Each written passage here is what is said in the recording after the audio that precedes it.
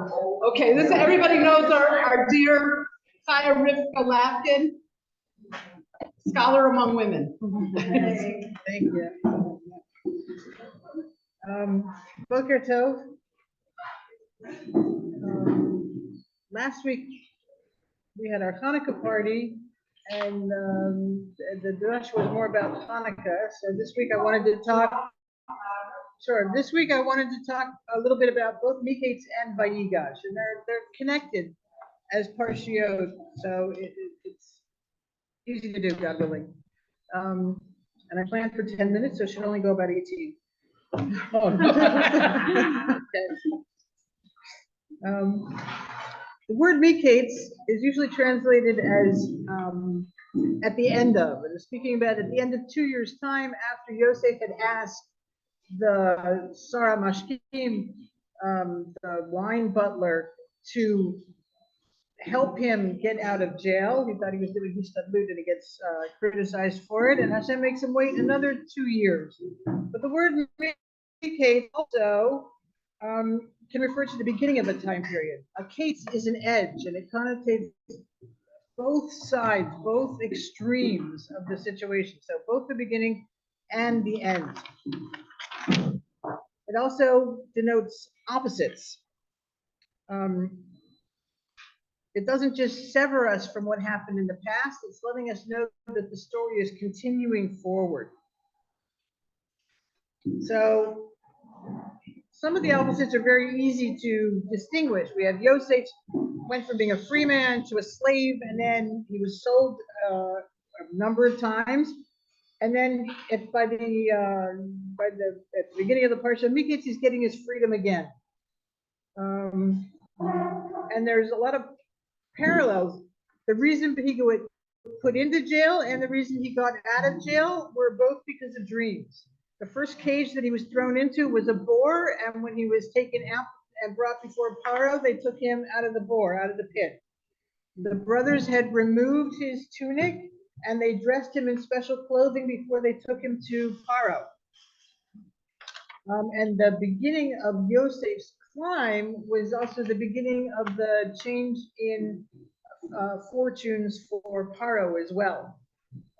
He was deigning to speak to a slave and bring him before him to hopefully get his dream interpreted. And he quickly found out that Yosef knew more languages than he did, and he should have been the rightful ruler, not the viceroy.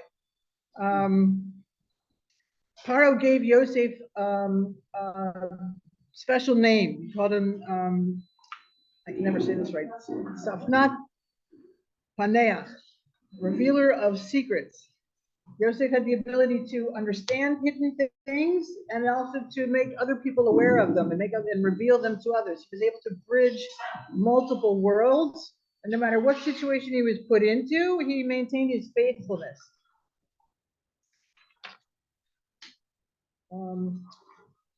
When we get to the end of Miketz, Yosef and his brothers have switched places. Both Yosef and his brothers in this parsha taste captivity. However, Yosef started in captivity and became free. His brothers started free and went down into captivity. And he put them through many of the same experiences that he had when they sold him. But there's other parallels as well. Just as Yaakov had originally sent Yosef to go see what's going on with his brothers and report back to him, this time he's sending the brothers down to report back what's happening with the ruler, which happens to be Yosef. So everybody who enters Miketz enters in a completely opposite stance. And so the term Miketz refers to this conceptual distance either between an idea or a vision or a physical placement or a situation. And we're supposed to understand the term as if we understand that we're starting off at one extreme, but we're moving to another. All right, I'll get back to that. And just a quick note about Sfanat Paneach. Each of the letters in the name is a word, the first letter of a word that describes Yosef's qualities. The Tzadi is the fact that he was sofeh, he was a visionary. The Pei stands for Podeh, he was a redeemer. The Nun because he was a Navi. The Taf because it's the first letter of the word tomeh, which is sustainer. The pei of paneach is for poter, he interpreted the dreams. The ayin is for arum, shrewd, because he was clever about figuring out a plan to help everybody survive the future. Nun, because he was navon, he was wise. And chet for choseh, he was a seer. Vayigash is a word that has the connotation of coming closer or bringing together and unifying.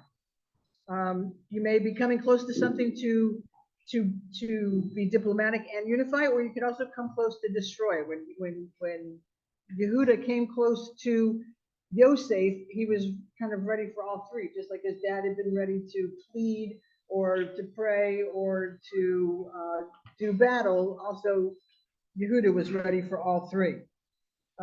This word Vayigash has got the shoresh was used other times in the parsha as well. We have Geshuna Eli, when Yosef is encouraging his brothers to approach him when he's revealing himself to them. The Midrash says he revealed, or I think Rashi does too, that he revealed the fact that he had a Brit Milah, which in and of itself wouldn't have been so odd because he had forced all the Egyptians to get a Brit Milah in order to get grain. But he was reminding them of the fact that this is from the covenant of Abraham. And he was trying to impress upon him that us coming down and us being reunited and us joining together here in Egypt is not the start of something bad. This is the continuation, the fulfillment of the promise that Hashem gave Abraham, that his descendants would be strangers in another land for 400 years, and that Hashem would return them. And Hashem reinforces that with Yaakov in Vayigash as well. He says it's okay. He stops in Beersheba and he goes to pray to Hashem to make sure that going down to Egypt is what he should be doing. And Hashem says, yes, don't worry, I will go down with you, and also I will come up with you. So he gets that connection as well. Also, the word Goshen is the same shorish as Vayigash.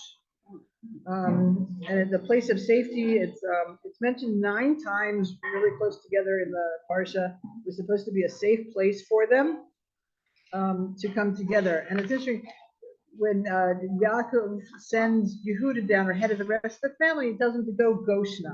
And that's always been a remez to the fact that any kids and Vayigash fall out in or around Hanukkah. Goshna are the same letters when you're outside of Eretz Yisrael. When you're in Belus, Gimel Shin Nun Hey is the Nes Gadol Hayasham letters in a different order. Nes Gadol Hayasham, Goshna, right? That's a remez, the fact that Hanukkah happens at this time of the year. Yaakov sends Yehuda Goshna. He sends him down ahead of the rest of the family to open up a Batei Midrash, so there'll be a place for them to learn when they get there. He's charged with going ahead and settling things in for the family to get them ready. They mean the part about the letters. Right. And so the word Goshna is Gimel Shin Nun Hey. Those are the same 4 letters on a dreidel when you're outside of Eretz Yisrael. Nes Gadol Hayasham. It's the same letter. So it's a remez to Hanukkah in the Parsha. So all of the family reuniting together is a theme that's repeated all through Sefer Bereshit. The idea that something's built and then destroyed and then rebuilt in a better way. You had Gan Eden and then the flood of Noah, and then the family of Abraham comes to build things and do things in a better way. You had Yaakov built his family in Haran, and then it fell apart when he was in Eretz Yisrael, and now they come to Egypt and it's being rebuilt. And this is a continuation of a process that leads us to the Geula. Hashem reminds us of the Geula as we're going into Egypt, so that we don't have to worry about whether it's, that this is going to be a bitter thing or that it's more than we can handle. So Vayigash refers to Yehuda's approaching Yosef and restoring the relationship between Yosef and his brother. Vayigash connotates coming together, reuniting of Yaakov and Yosef as well, which is necessary to develop the Shvatim, and it's also the initiation of the fulfillment of the promise to Abraham. So I've got a few more notes here. Okay, so Tzfat Paneach, which is the name that Paro gives to Yosef. I did that one already. All right, sorry. So there's also connections to this parsha with Purim, which is something that we don't usually associate it with. So first, Paro removed his ring from his hand and put it on Yosef's hand. Achashverosh did the same thing and he took the ring from Haman and he gave it to Mordechai. He had special garments put on Yosef, and the king had special garments put on Mordechai. Paro had Yosef ride in the viceroy's chariot, and also Achashverosh had Mordechai led around by a horse. So it says that Yosef knew about this future connection. Another tie between Yosef and Mordechai is they both married their nieces. They both spoke 70 languages. They both rose to be viceroys. Yosef's Egyptian name translates as the revealer of hidden things, which is the exact meaning of Megillat Esther. Yeah. Okay. So you could give this again on Purim. So when I was paying attention to Ma'or Tzor the other day, or every day last week, the last three stanzas caught my eye. We had a repetition of the exile of Paras, where they tried to destroy us physically with World War II. And we've had a repetition of the exile of Yavan with the modern culture that's really trying to kill culture, and it's a culture of death and destruction. Which means good news. It's time for the last paragraph, the last stanza. We're ready for the Kates, which is tied to me, Kates, the end of the Geula. One other thing, it's like we're in the home stretch. We need to understand that this is a continuation of something that's been going on until Gan Eden, and we just have to hang in and redouble our efforts and exert as much effort as we can now. And I know it's very difficult. Things are difficult for folks financially and emotionally, and family and friends are at the front lines, and we're all davening and concerned for them. But a few weeks ago, and this is not meant as a criticism in any way, but a few weeks ago, we said this is going to be the last week that we're collecting for Zakai. And I know other groups that distribute food and do other things, they're also starting to pull back. And we need to have the exact opposite. We need to stand up and force the Geula. We need to have more unity among us. We need to do more Torah learning. We have to have more outreach. We have to have more mitzvot. We have to have more joy. And the more we can encompass these virtues and these behaviors, then we will force the Geula, and we will. The word Mashiach is very similar to the word Moshe, right? It's to pull something. Mashiach is something we have to pull to us. It's not something we can sit around and wait for. So I want to wish you all that as we go through the rest of the year and we approach our Geula, they said that Am Yisrael in Eretz Yisrael knew that the Geula was going to begin in Tishrei and end in Nisan. Let it be the same for us this year. Let us just have a little bit longer to go through this war by Purim. May it all be settled and peaceful again, and may we all do our part to bring Mashiach as quickly as possible and bring him to us, pull him to us. Thank you. That was, yeah, really beautiful. If only all of us knew, just like the brothers were so upset and so nervous about going down to Mitzrayim, and Yosef was, but it was the fulfillment of Hashem's promise to Abraham. And we're in the same situation. Like terrible things are, and hopefully we will see quickly and soon the fulfillment of Hashem's will and bring us to our ultimate Geula. Amen, amen. So, okay, we're beginning a new malacha. Our last malacha, as I said, we've learned 38. This is number 39, and we're beginning the malacha of Hotza'ah, which means to transfer, carrying, very, very often it's called. And so it's the definition of this malacha is transferring an object, it could even be a living thing, from one domain, from one physical area to another physical area. Very commonly from a public space to a private space, from a private space to a public space. Okay, in the Mishkan, so when they took the thing apart, right, soter, they took it apart, and they had to then take all of these crushing. This, I think, was a lot of heavy things to move, but the crushing were monster, big, heavy acacia wood planks of wood, and they had to be transferred from the desert floor, which is considered one domain, and moved onto the agalot, to these special wagons that were used to transport the parts of the Mishkan. And that's considered taking it from one domain. The desert is a public space, and these wagons were private space. So that's the malach, and they were handed from one person to the next. Okay, that's the basic. That's the example of this malacha in the Mishkan. It's kind of funny to talk about it because it's not. We don't really feel that it's so relevant in our lives. I mean, every place in Eretz Yisrael has a neighbor, right? You never really have an instance where you have to really worry about it, except that's not really true. I mean, first of all, we all, not we all, but many of us from time to time go to the States, and there are many places where they don't have a roof. I mean, one year I hadn't been to the States for about 7 years, and I'm like walking to shul, and I'm like putting my hand in my pocket, and I don't think any. And then I realized, oh, there's no A-roof here. Like I completely forgot about this issue altogether. It was like so out of my mind that, and luckily I found a mailbox and was able to deposit my tissues and my other not very important stuff, but I had someplace to put it.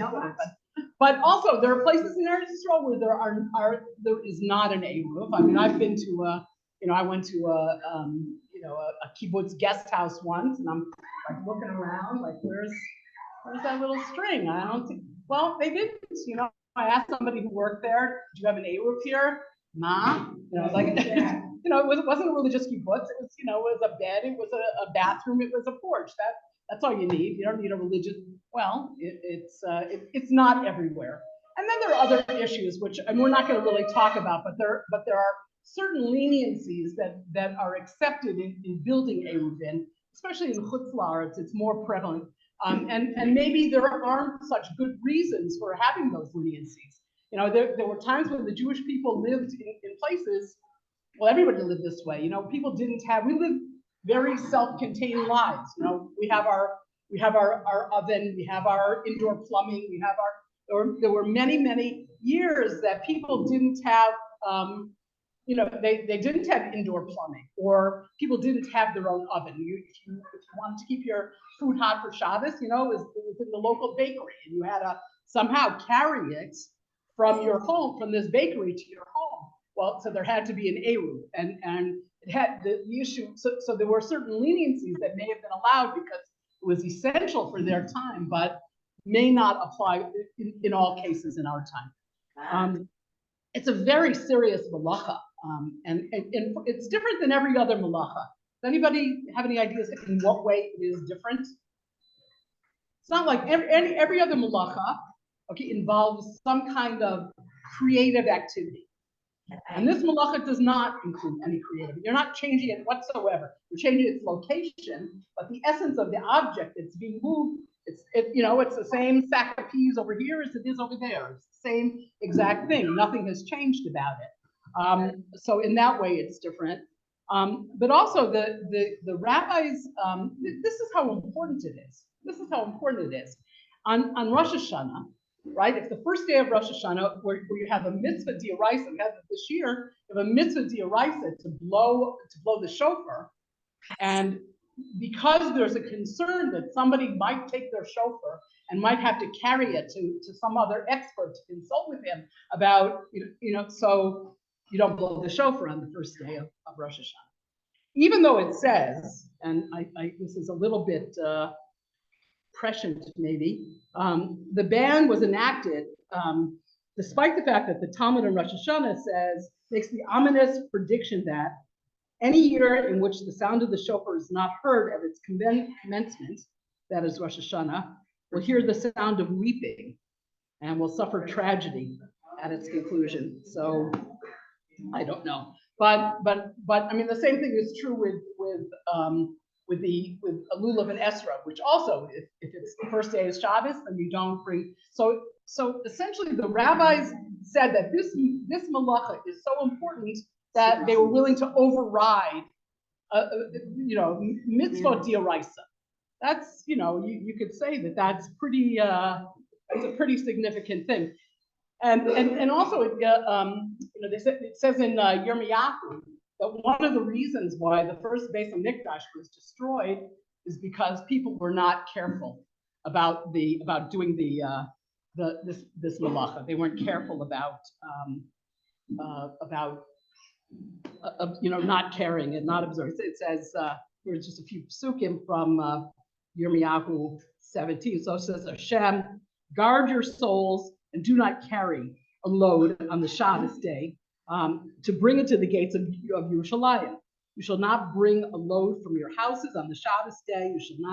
You should desist all labor. You shall sanctify Shabbos day as I commanded your forefathers. Okay, there's more. If you will hearken to me and not bring a load within the gates of the city on this day, to sanctify the Shabbos day by not doing labor, the city will be settled forever. But if they will not heed me to sanctify the Shabbos day by not carrying any load, the gates of Yerushalayim, I will kindle a fire in the gates that will consume the palaces of Yerushalayim, never to be extinguished. Okay, I'm spending a little more time than I usually do on the introduction, but because it's something that we sort of ignore and we're not conscious of, we should be conscious of it. We should be conscious of it. And just because you can carry something doesn't mean that you necessarily should carry something. Okay. And I think,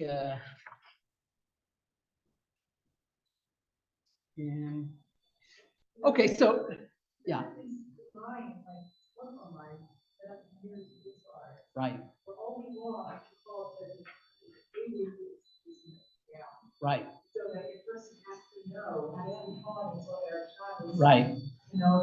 They don't have years. Yes, they're like, everything all assume that everything is okay. Right.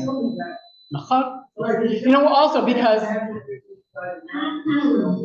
there's also in Yerushalayim also in many cities there's an Eruv and an Eruv and an Eruv and there's many Eruvin. So the likelihood of 5 Eruvin falling is like maybe the certain parts of the city, like so you can't go for a walk in Beria because that Eruv is down, but you could assume that the Eruv, but maybe you don't assume. People go and check. People go and check. I'm sure they go and check.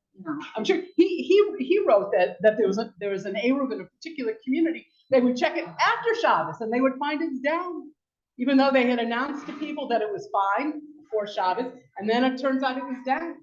So you don't really know for sure. So anyways, I just there are many, like you could sort of imagine like the regular things that you think of are included within this problem of carrying, but there's also things that you might not necessarily think of, like a button hanging from a string on your jacket would be considered carrying. A little feather in your cap. Put a feather in your cap. Okay. Feather in your cap is like a feather that's carrying. Yeah, if it's not attached. Yeah. But if it's glued, let's say. I think if it's glued, it's okay. Ask a rabbi. What? No, jewelry is no.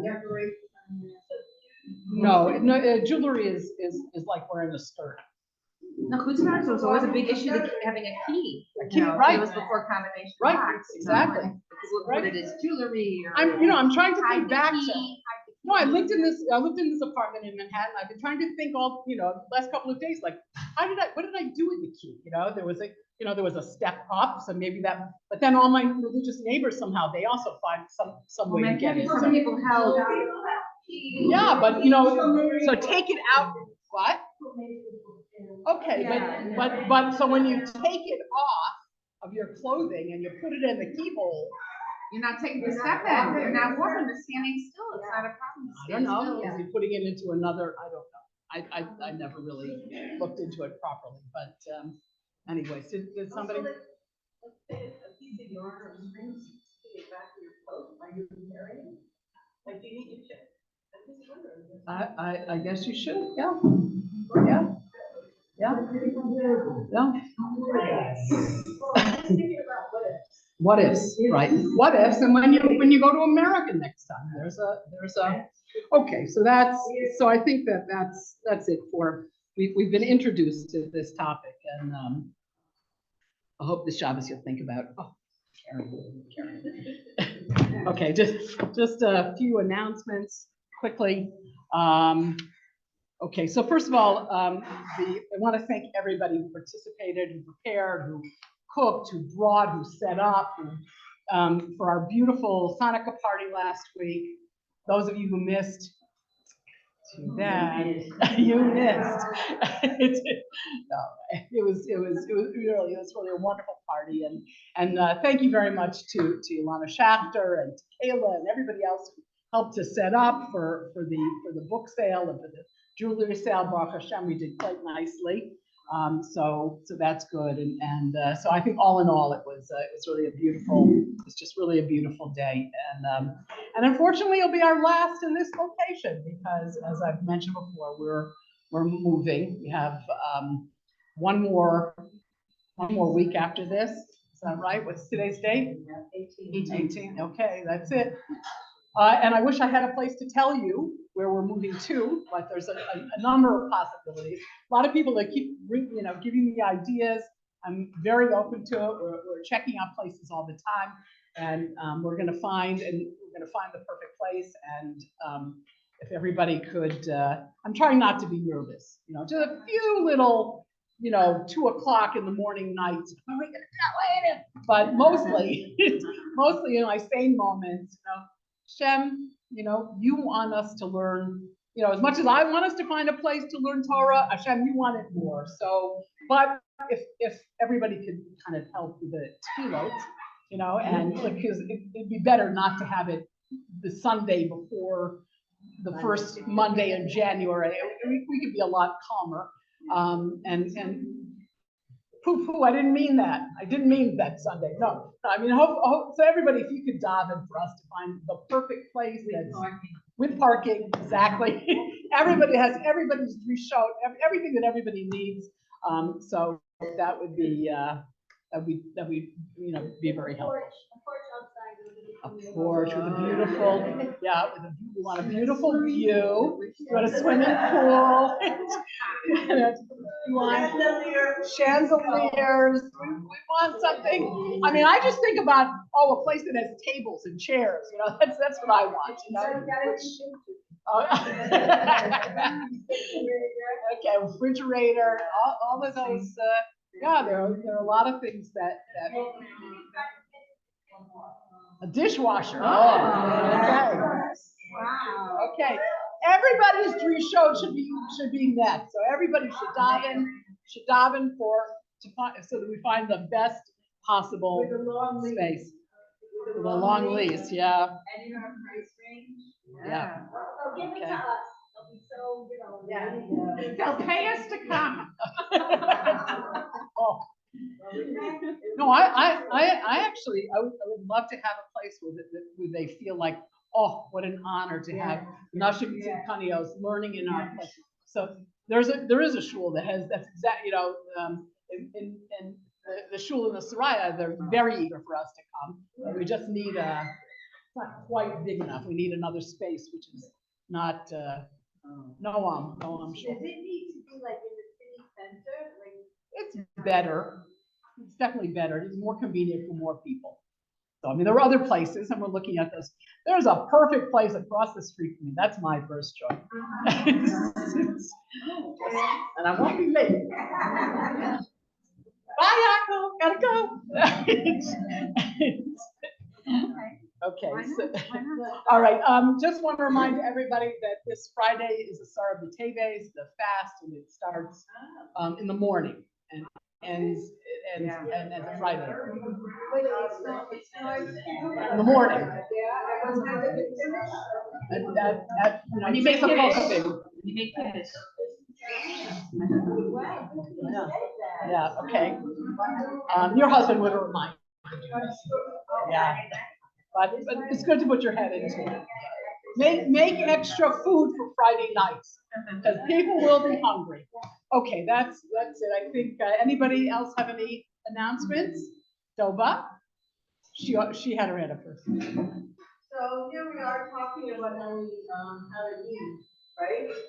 And a person can get quite stressed out about, because we have a lot of things, right? So what are you gonna do about that? So, I just heard this thing that somebody said on there that says, if you have a cup of coffee, you bump into somebody, the coffee's gonna spill. If you have a cup of orange juice, you bump into somebody, orange juice is gonna spill. But it depends on what you have inside, that when you bump into something, what's gonna spill over? So you have to fill yourself with things that are gonna give you the strength, so that when you bump into things, this will spill over. Okay, So one of the most important things that we're all going through right now is something called war. And there's a mitzvah in the Torah that says, when you go out to war, don't be afraid.